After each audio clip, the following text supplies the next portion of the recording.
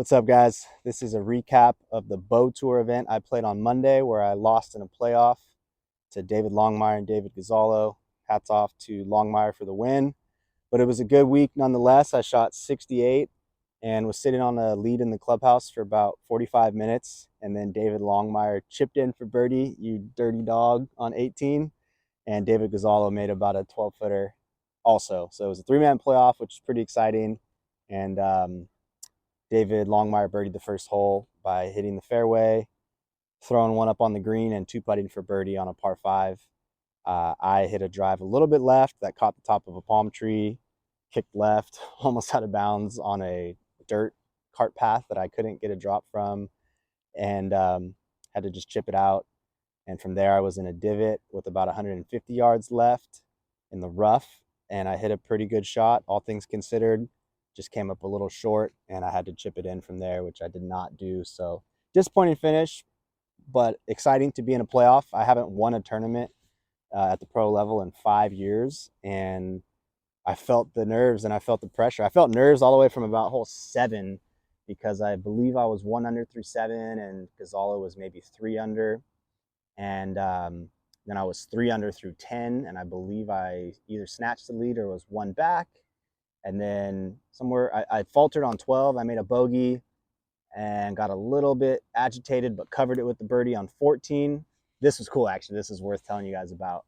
I was stacked pin high left in 2 on a par 4 above a bunker in thick rough, like this thick.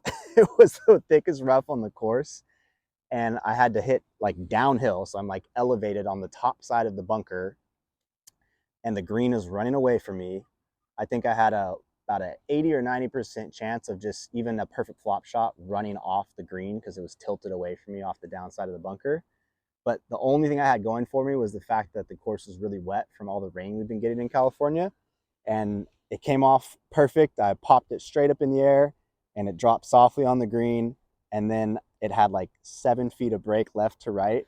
And obviously it's just pure luck, but it went in, and that was to birdie 14, snatched the lead again.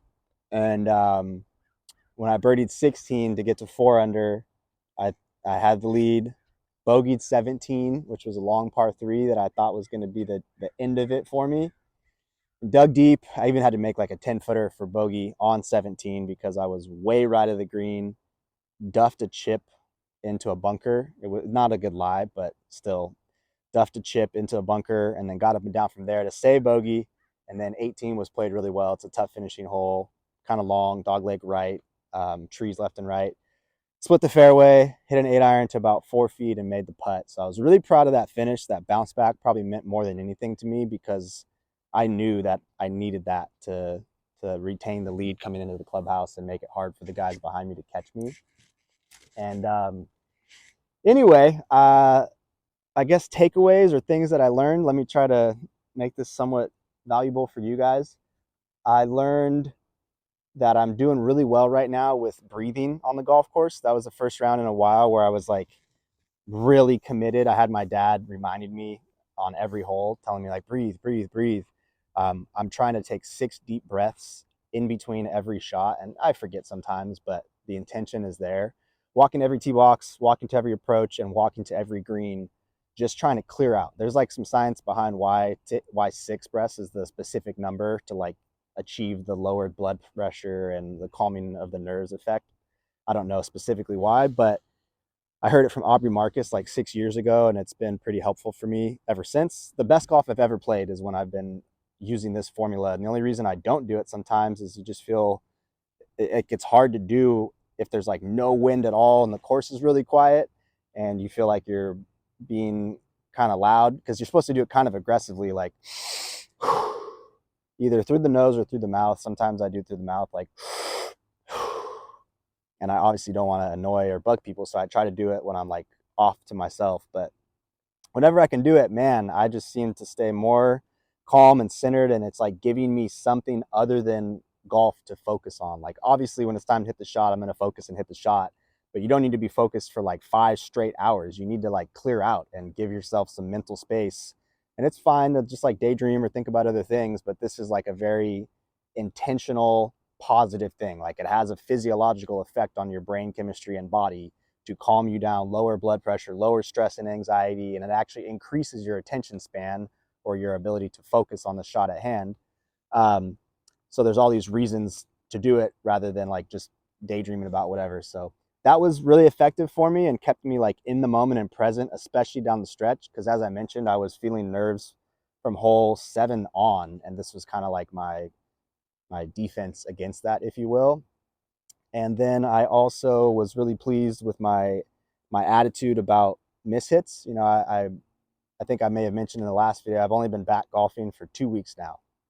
I've had 6 months off with very few exceptions. I've practiced zero, and I've just shown up for like a couple influencer tournaments and events and things like that to promote different things. But I've played no competitive golf, and I haven't been practicing on my own.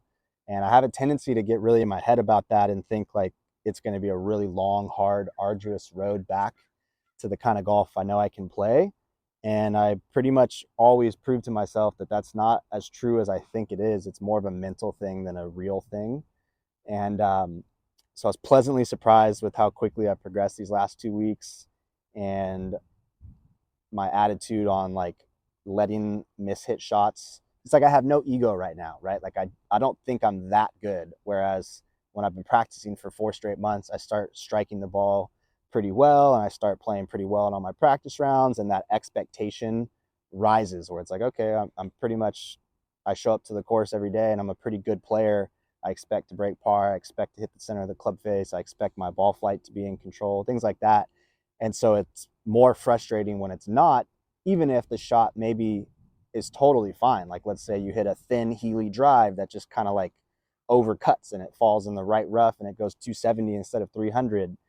The ego side of yourself is going to be like frustrated about that and muttering under your breath because you wanted to smash it, because you care about how you look. You wanted people to like know that you smashed that ball and you recoiled with the driver and you picked up the tee. But the perfect attitude, egoless version of yourself is like, hey, that ball went in front of me and it's in play. I can find it and hit it again.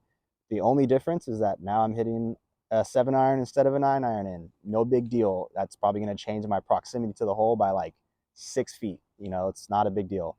And I find that when I've taken a lot of time off from golf and I've stepped away from the culture of golf and I've reduced my ego and I've increased my confidence from other things I'm learning in life and diving deeper into spirituality and mental health and stuff, that whole like kind of negative golf culture rhetoric in my head isn't really there. And I find myself being able to like hit a bad shot and be like, oh, whatever. And so like 2 or 3 times I hit like a groove thin on some irons and the shots were perfect, right? It's like almost no different at all with the actual final result of the shot. It just goes a little lower, but it spins a little more to offset that extra distance it was going to get.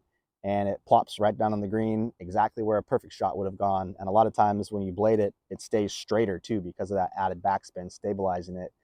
So I just found myself being like totally chill with everything that happened and just really in the moment and like, hey, dude, you're in this tournament. Like I was in the tournament the whole day and it was like, why are we going to get upset about the fact that the shot didn't look as sick or feel as sick as you wanted it to? Like, shut up and go hit it again. You can still win this tournament. So I guess because I didn't write a script for this video and didn't really even plan on recording it, I just, right now I'm on the hole 5 at Olivas, and I wasn't going to be able to finish 9 anyway. The sun just set, and I was trying to film a 9-hole match for you guys. And then as I realized, like, wow, you're only going to get through 7, I said, hey, let's just take advantage of golden hour, pop a squat here on these sick Olivas wooden signature chairs, and try to do a little recap video for the gram. So yeah, no script, no real thought process on the point I was going to try to make. The most unprofessional, full-time professional content creator out there. But hope you guys are picking up what I'm putting down.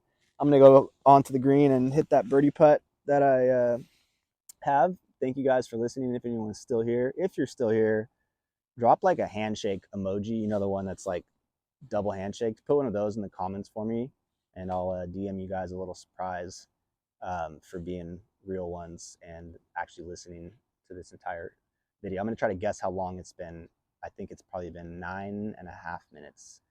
If I got that right, then I don't know, going straight to Vegas. Anyway, thanks guys, love you, peace.